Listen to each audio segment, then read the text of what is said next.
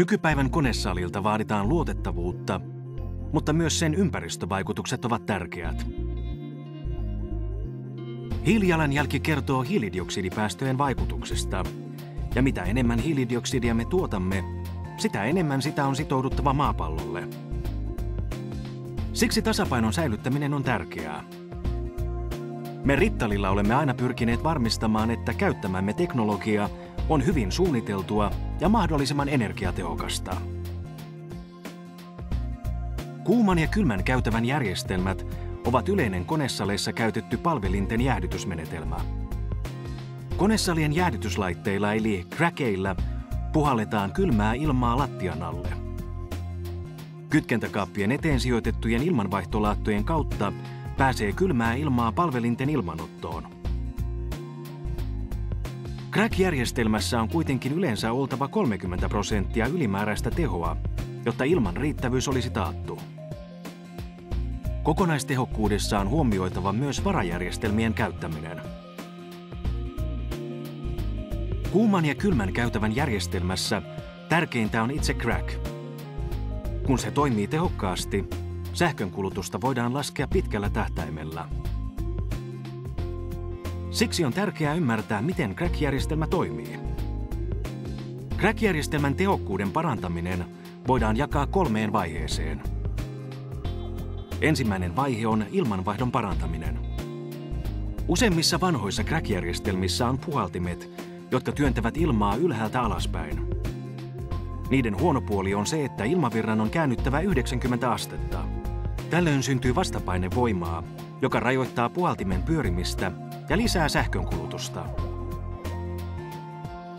Rittalin crack-järjestelmässä puhallin on asennuslattian alla ja ilmaa puhalletaan joka suuntaan vesirattaan tavoin.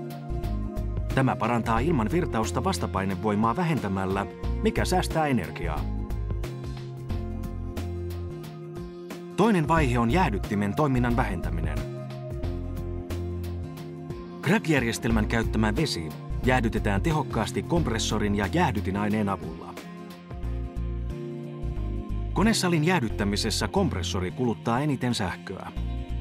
Sen toiminnan vähentäminen on välttämätöntä energiatehokkuuden saavuttamiseksi. Vapaajäähdytyksen avulla se on helppoa. Siinä ilma vesilämmönvaihdin sijoitetaan rakennuksen ulkopuolelle.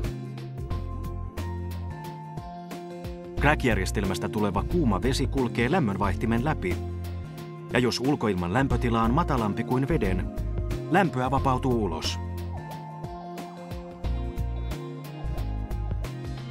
Ulkoilman käyttäminen veden jäähdyttämiseen vähentää jäähdyttimen toimintaa ja säästää energiaa.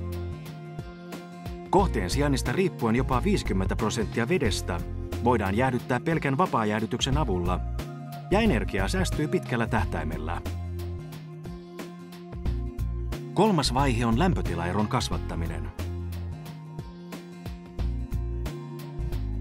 Yksi kuuman ja kylmän käytävän ongelmista on se, että kuuma ja kylmä ilma sekoittuvat ennen kuin ilma palaa crack-järjestelmän ilmanottoon, mikä pienentää lämpötilaeroa. Ongelman ratkaisemiseksi me olemme kehittäneet kylmäkäytävän erotuksen. Siinä käytetään tavallisia osia, crackia, jäähdytintä sekä kuumia ja kylmiä käytäviä. Mutta kylmäkäytävän molempiin päihin lisätään ovet ja se katetaan kattolevyillä.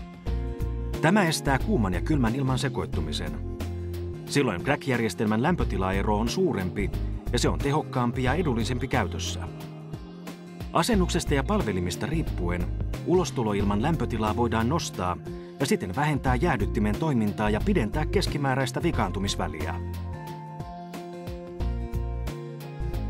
Kylmäkäytävän koteloinnin ansiosta räkkien tehoa voidaan nostaa yleensä 5 kilowattista noin 10 kilowattiin kytkentäkaappia kohden.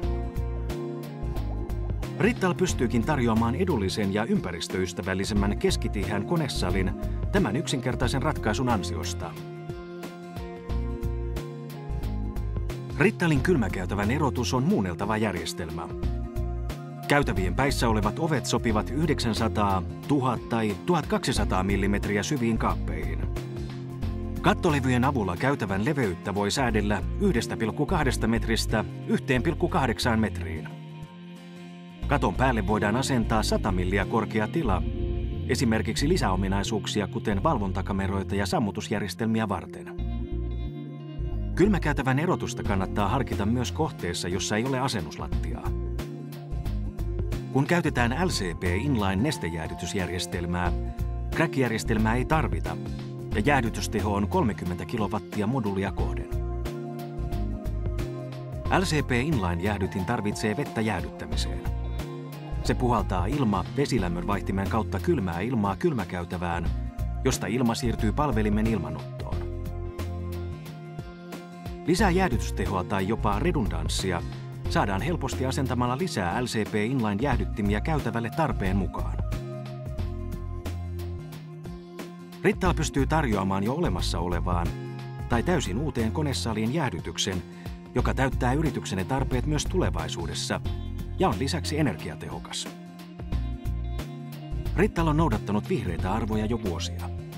Me kutsumme sitä hyväksi suunnitteluksi. Rittalin älykkäät tuotteet helpottavat elämää.